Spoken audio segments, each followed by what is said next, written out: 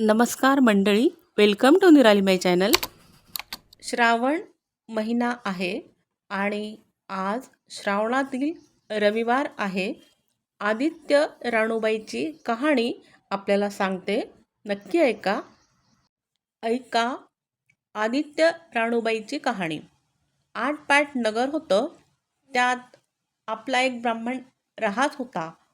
तो नित्य फुलं, दुर्वा, समिधा आणण्यासाठी रानात जात असायचा. तिथे देवकन्या आणि नागकन्या वसा वसत होत्या. काय ग बायांनो, कशाचा तो वसा वसता मला सांगा, असं ब्राह्मणाने विचारलं. तेव्हा त्यांनी, तुला रे वसा कशाला हवा? उठशील, मातशील, घेतला वसा टाकून देशील. उतत नाही, मातत नाही, घेतला वसा टाकीत नाही, असं ब्राह्मणाने उत्तर दिलं. तेव्हा त्या कन्या म्हणाल्या, श्रावण मास येईल त्याच्या पहिल्या आदित्यवारी मुकाट्याने उठावं, सुचिळ वस्त्रांसह स्नान करावं, अग्रोदक पाणी आणावं, नागवेलीच्या पानावर रक्तचंदनाने राणूबाई काढावी, 6 रेघांचे मंडळ करावे, 6 सुतांचा तातू काढावा, त्या 6 गाठी द्याव्या, ताजं फूल वाहावं, पूजा करावी, पानांचा विडा, फुलांचा झेला, दशांगांचा धूप, गूळ खोबऱ्याचा नैवेद्य दाखवावा, 6 मास चाळावी, 6 मास पाळावी, माघा सप्तमीस पूर्ण करावं, संपूर्णास काय करावं, गुळाच्या पोळ्या, बोटव्याची खीर, लोणकढे तूप मेहून जेवू सांगावं. असली तर चोर चोळी द्यावी, चिर चोळी द्यावी, नसेल तर जोड गळेसरी द्यावी, आणि तेही नसेल तर काही दक्षिणा द्यावी, आणि आपल्या वशाचं उद्यापन करावं. असा वसा ब्राह्मणाने केला. तसा त्या सूर्यनारायण प्रसन्न झाला. भाग्यलक्ष्मी आली तेव्हा राजाच्या राणीनं ब्राह्मणास बोलावू धाडलं. जाते वेळेस ब्राह्मण भिवू लागला, कापू लागला. तेव्हा राजाच्या राणीने सांगितलं की, भिवू नका, कापू नका, तुमच्या मुली आमच्या इथं द्या. ब्राह्मण म्हणाला, आमच्या मुली गरिबाच्या, तुमच्या घरी कशा द्याव्या? तुम्ही त्यास दासी कराल, बटकी कराल. दासी करीत नाही, बटकी करीत नाही, राजाची राणी करू. मार्गेसराचा महिना आला. ब्राह्मणानं लगीन करून मुली दिल्या. एक राजाच्या घरी दिली, दुसरी प्रधानाच्या घरी दिली. गेल्या पावली मुलींचा समाचार घेतला नाही. 12 वर्षांनी ब्राह्मण समाचारास निघाला. राजाच्या घरी आला. लेकीने बसावयास पाट दिला, पाय धुवायला पाणी दिलं. बाबा बाबा, गूळ खा, पाणी प्या. ब्राह्मण म्हणाला, गूळ खात नाही, पाणी पित नाही.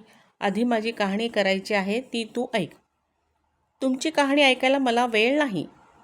राजा पारधीला जाणार आहे, त्यास जेवायला उशीर होईल. तोच त्याच्या मनात राग आला. तेथून तसाच निघाला. प्रधानाच्या घरी आला. तिनं पाहिलं, बाप आला तसं तिनं बसावायला पाट दिला, पाय धुवायला पाणी दिलं. बाबा बाबा, गूळ खा, पाणी प्या. गूळ खात नाही, पाणी पित नाही. आधी माझी कहाणी करायची आहे, ती तू ऐक. तुमची कहाणी नको ऐकू तर कोणाची ऐकू? घरात गेली. उतरंडीची 6 मोते आणली. 3 बापाच्या हाती दिली, 3 आपण घेतली.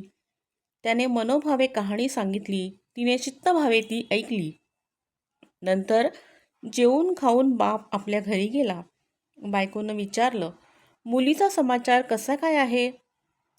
जिने कहाणी ऐकली नाही ती दारिद्र्याने पिडली, दुःखानं व्यापली.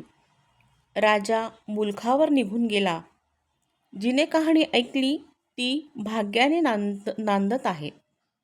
इकडे दरिद्री जी झाली होती तिने आपल्या लेकांना सांगितलं, मावशी घनघोर नांदत आहे, तिकडे जाऊन काही दिलं तर घेऊन ये. पहिल्या आदित्यवारी पहिला उठला, तळ्याच्या पाळी जाऊन उभा राहिला. अगं अगं दासींनो, तुम्ही दासी कोणाच्या? आम्ही दासी प्रधानाच्या. राणीत जाऊन सांगा की तुमच्या बहिणीचा मुलगा आला आहे. तो कसा आला आहे, काय आला आहे? फाटके नेसला आहे, तुटके पांघरले आहे, तळ्याच्या पाळीला उभा आहे. परसदारात घेऊन या. परसदाराने घेऊन आल्या. ढाऊ माखू घातला, पितांबर नेसाव्याला दिला, जेऊ घातले, कोहळा पोखरला, होना मोहरा भरल्या, बाबा ठेवू नको, विसरू नको, घरी जतन करून घेऊन जा. वाटेने आपला जाऊ लागला, तो सूर्यनारायण माळ्याच्या रूपाने तेथे आला. हातचा कोहळा काढून नेला, घरी गेला. आईने विचारले, काय रे बाबा, मावशीने काय दिलं? दैव दिले, कर्माने नेले. कर्माचे फळ पुढे उभे राहिले. मावशीने दिलं होतं पण ते सर्व गेलं. पुढे दुसऱ्या आदितवारी दुसरा मुलगा तळ्याच्या पाळी जाऊन उभा राहिला. अगं अगं दासींनो, तुम्ही दासी कुणाच्या? आम्ही दासी प्रधानाच्या. राणीला माझा निरोप सांगा, त्यांनी सांगितला. मग प्रधानाच्या राणीनं त्याला घरी नेलं, न्हाऊमाखू घातलं, काठी पोखरून होळा मोहरांनी भरून दिली. बाबा ठेवू नको, विसरू नको, घरी जतन करून घेऊन जा म्हणून सांगितलं. वाटेत सूर्यनारायण गुरे राख्याच्या रूपाने आला, हातची काठी काढून घेतली, घरी गेला. झालेली गोष्ट आईला सांगितली. दैव दिले ते सर्व कर्माने नेले. पुढे तिसऱ्या आदितवारी तिसरा मुलगा गेला, तळ्याच्या पाळी उभा राहिला. त्यालाही पहिल्यासारखं प्रधानाच्या राणीने न्हाऊ मागू घातलं, पितांबर नेसाव्याला दिला, जेऊ खाऊ घातलं, नारळ पोखरून होळा मोरांनी भरून दिला, ठेवू नको, विसरू नको म्हणून सांगितलं.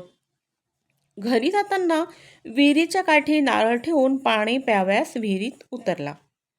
तो नारळ गडगडून विहिरीत पडला. घरी गेला. आईने विचारलं, काय रे बाबा, मावशीने काय दिलं? आई ग, मावशीने दिलं पण दैवाने सर्व बुडाले. चौथ्या आदितवारी चौथा मुलगा गेला, तळ्याच्या पाळी उभा राहिला. त्यालाही प्रधानाच्या राणीने घरी नेऊन न्हाऊ माखू घातलं, पितांबर नेसाव्यास दिला, जेऊ खाऊ घातलं. त्याला दह्याची शिदोरी होळा मोहरा घालून बरोबर दिली.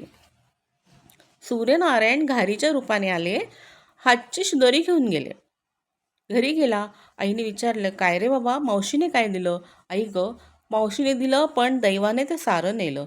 पाचव्या आदितवारी आपण उठली, तळ्याच्या पाळी उभी राहिली. दासींनी तिचा निरोप तिच्या बहिणीस सांगितला. बहिणीने तिलाही परसदाराने घरी नेली, न्हाऊ घातली, माखू घातली, पाटाव नेसायला दिला. प्रधानाची राणी आदितवारची कहाणी सांगू लागली. काय वसा करतेस तो मला सांग. बहीण म्हणाली, अगं अगं चांडाळणी, पापिणी, बापाची कहाणी ऐकली नाहीस म्हणून तुला दरिद्र आलं. राजाच्या राणीने विचारलं, याला उपाय काय करू? तेव्हा तिने वसा सांगितला. ती बहिणीच्या घरी राहिली. श्रावण मास आला. सांगितल्याप्रमाणे सूर्यनारायणाची पूजा केली. इकडे राजाला भाग्य आलं. राजांना बोलावून धाडलं. मावशी, तुला छत्र आली, चामरं आली, पाईक आले, पखर आले. मला रे पापिणीला छत्र कुठली, चामरे कुठली, पाईक कुठले, पखर कुठले? बाहेर जाऊन दाराशी बघतात तो राजा बोलावू आला. राजा आला तशी घरी जावयास निघाली. एकमेकीला बहिणी बहिणींनी आहेर केले. वाटेने जाऊ लागली. तो पहिल्या मजले स्वयंपाक केला. राजाला वाढलं, मुलांना वाढलं, आपलं पान वाढून घेतलं. तेव्हा कहाणीची आठवण झाली. करारे हाकारे पिटारे डांगोरा, नगरात कोणी उपाशी आहे का याचा शोध करा. उपाशी नाही, दापाशी नाही, वाटेने एक मोळी विक्या जातो आहे, त्याला म्हणावं, आमच्या बाईची कहाणी ऐकायला ये. तुझ्या बाईची कहाणी ऐकून मला काय फळ, माझं पोट भरलं पाहिजे असं म्हणून तो राणीकडे आला. तशी 6 मोते राणीने घेऊन त्याला 3 दिली आणि 3 आपल्या हातात ठेवली. मनोभावे कहाणी सांगितली. चित्तभावे त्याने ऐकली. त्याची लाकडाची मुळी होती ती सोन्याची झाली. तो म्हणाला, कहाणी ऐकल्याचे एवढे फळ, मग वसा घेतल्याचे काय फळ? काय वसा आहे तो मला सांगा. तुला रे वसा कशाला हवा? उतशील, मातशील, घेतला वसा टाकून देशील. उतत नाही, मातत नाही, घेतला वसा टाकीत नाही. तेव्हा वसा सांगितला. पुढे दुसऱ्या मजलीत गेली, स्वयंपाक केला. राजाला वाढलं, मुलांना वाढलं, आपलं पान वाढून घेतलं. तेव्हा कहाणीची आठवण झाली. करारे हाकारे पिटारे डांगोरा, नगरात कोणी उपाशी आहे का याचा शोध करा. उपाशी नाही, तापाशी नाही, माळ्याचा मळा पिकत नाही, विहिरीला पाणी लागत नाही, असा एक माळी चिंतेत बसला आहे. त्याला हाक मारली, आमच्या बाईची कहाणी ऐक. तो राणीने 6 मोते घेऊन 3 आपल्या हाती घेतली, 3 माळ्याला दिली. राणीने कहाणी मनोभावे सांगितली. ती माळ्याने चित्तभावाने ऐकली. मळ्याचा मळा पिकू लागला, विहिरीला पाणी आलं. तो म्हणाला, बाई बाई, कहाणी ऐकल्याचे एवढे फळ, तर वसा घेतल्याचे काय फळ? काय वसा असेल तो मला सांगा. राणीने त्याला वसा सांगितला. पुढे तिसऱ्या मजलेस गेली, स्वयंपाक केला, राजाला वाढलं, मुलांना वाढलं, आपलं पान वाढून घेतलं. तेव्हा कहाणीची आठवण झाली. करारे हाकारे पिटारे डांगोरा, नगरात कोणी उपाशी आहे का याचा शोध करा. उपाशी नाही तापाशी नाही, एक म्हातारी होती.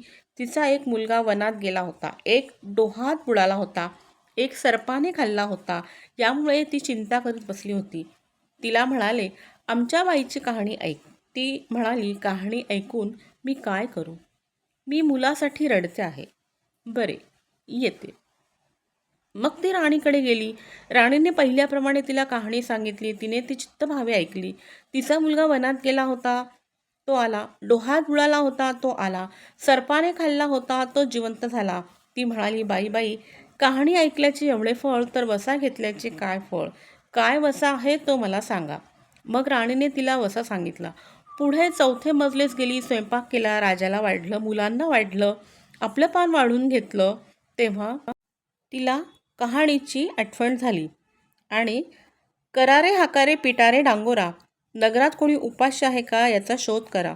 उपाशी नाही तापाशी नाही, पण काना डोळा मासाचा गोळा, हात नाही पाय नाही, असा एक मनुष्य रस्त्यामध्ये होता. त्याच्या अंगावर तांब्याभर पाणी ओतलं. पालथा होता, तो उताणा गेला. 6 मोते होती, 3 मोते त्याच्या बेंबीवर ठेवली, 3 मोते आपण हाती घेतली. राणीने मनोभावे कहाणी सांगितली. ती त्याला हातपाय आले, देह दिव्य झाला. तो म्हणाला, कहाणी ऐकल्याचे एवढे फळ, तर वसा घेतल्याचे काय फळ? काय वसा आहे तो मला सांगा. मग राणीने त्याला वसा सांगितला. 5व्या मुक्कामास घरी आली, स्वयंपाक केला, सूर्यनारायण जेवायला आले. 7 दरवाजे उघडले, लोहगंगाळे पाणी तापविले, षड्रस पक्वान्ने जेवायस केली. सूर्यनारायण जेवायस बसले. त्यांना पहिल्या घासास केस लागला. ते म्हणाले, अगं अगं, कोणा पापिनीचा केस आहे? राजाच्या राणीला 12 वर्षे दारिद्र्य आलं होतं. तिने आदितवारी वळचणीखाली बसून केस विंचरले होते. काळं चराळं डोईची वळचणीची काडी डाव्या खांद्यावरून वेशीबाहेर टाकून दे. राजाच्या राणीला सूर्यनारायणाचा कोप झाला, तसा कोणाला होऊ नये. ब्राह्मणाला, मोळी विक्याला, राजाच्या राणीला, म्हातारीला, काना डोळा मासाचा गोळा इतक्यांना जसा सूर्यनारायण प्रसन्न झाला, तसा तुम्हा आम्हाला हो. ही 60 उत्तराची कहाणी 5 उत्तरी सुफळ संपूर्ण. Please like, share and subscribe निराली माय चॅनल. थँक्यू.